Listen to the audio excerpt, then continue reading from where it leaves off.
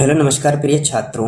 आज हम इस वीडियो के माध्यम से बहुलक निकालना सीखेंगे। ठीक है, तो प्यारे बच्चों, आपके सामने ऐसा प्रश्न 4 या 5 नंबर का आएगा बोर्ड एग्जाम में, तो इम्पोर्टेंट प्रश्न बन जाता है। इस प्रश्न को हम हल करते हैं। इसमें देखो, पहले बच्चों क्या दे रखा है, वर्ग अंतराल यानी 0 से 10, फिर 10 से 20, 20 से 30, आगे 30 से 40 है, फिर 40 से 50 है, और इसके नीचे बारंबारता है यानी ऐप का मान है।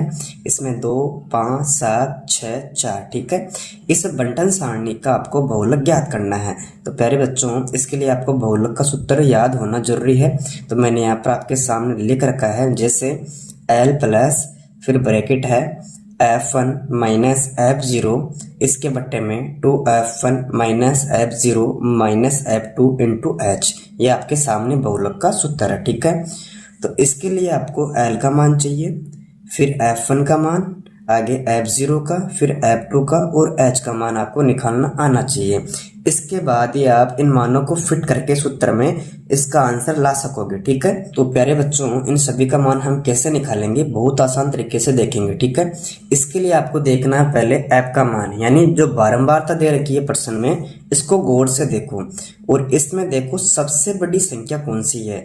तो हमने देखा बच्चों, सबसे बड़ी संख्या कौन सी है, 7 है। जो सबसे बड़ी संख्या है वो किसका मान हो जाएगी, F1 का मान हो जाएगी। ठीक है, यानी F1 का मान कौन सी संख्या होगी, जो बारंबारता में सबसे बड़ी संख्या होगी। तो बच्चों, आपके सामने बारंबारता में सबसे बड़ी संख्या कौन सी है, 7।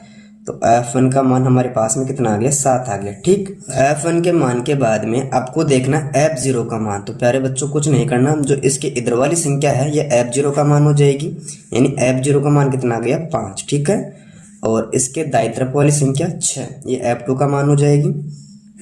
अब देखो, इसको वापस समझेंगे।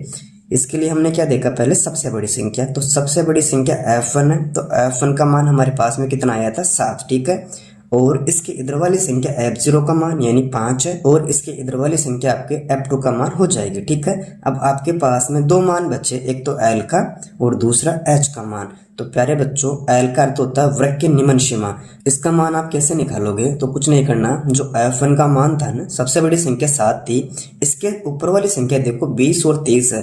अब इनमें छोटी संख्या 20 है, तो आपके सामने L का मान आ जाएगा 20। ठीक है, अब बचा H का मान, और H का मतलब यहाँ अंतर से है।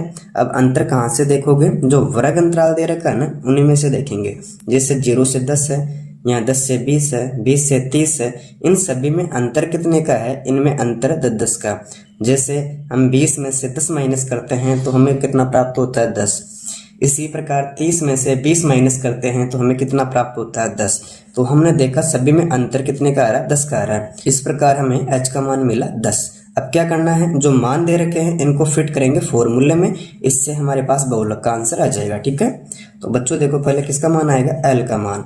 तो L का मान देखो कितना है, 20 है। ठीक, आगे साइन किसका है, प्लस का, फिर ब्रैकेट ओपन करेंगे। अब देखो बच्चों, F1 का मान आएगा, F1 का मान कितना, 7 है, आगे साइन माइनस का है। अब आएगा F0 का मान, F0 का मान कितना आपके पास में, 5 है, इसके बट्टे में क्या आएगा, 2। फिर आएगा F1 का मान, और F1 का मान कितना है भाई, 7 है। ठीक है, आगे साइन माइनस का आएगा। फिर F0 का मान, F0 का मान कितना है भाई, 5 है। ठीक है, फिर माइनस F2 का मान कितना है, F2 का मान है 6। ठीक है, और इनटू में आ जाएगा H, और H का मान हमें कितना प्राप्त हुआ था, 10। तो हमने इन मानों को फिट किया सूत्र में। ठीक, अब इसको हल करते हैं, उतारेंगे 20, आगे साइन प्लस का है। आपको बाकी करनी है, यहाँ बड़ी संख्या 7 और छोटी संख्या माइनस की 5 है, तो कितना बचेगा बाकी करने पर, 2। अब इसको इससे मल्टीप्लाई कराओ, यानी 2 को हम 7 से मल्टीप्लाई करते हैं तो कितना प्राप्त होगा, 14। ठीक है, इसके आगे देखो माइनस का 5 और माइनस के 6, इन दोनों को ऐड करो तो माइनस का 11 आ जाएगा। ठीक, इनटू में आ जाएगा 10। ओके, अब यहाँ कितना दे रखा है, 20 दे रखा है, आगे साइन है प्लस का। ठीक है, अब बच्चों यहाँ देखो 10 है, इस ब्रैकेट का मतलब इनटू होता है, इस 2 को 20 से मल्टीप्लाई करो तो कितना आएगा, 20। ठीक है, और यहाँ बाकी करने पर कितना प्राप्त होगा, 3। ठीक है, अब आगे उतारते हैं 20, आगे साइन प्लस का है। अब 3 का भाग आपको 20 में देना है। ठीक है, 3 का भाग किसमें देंगे, 20 में।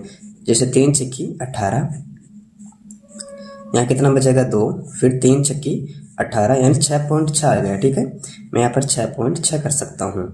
अब इन दोनों को ऐड करो तो कितना आ गया, 26.6। इस प्रकार हमें इस प्रश्न का बहुलक कितना प्राप्त हुआ 26.6।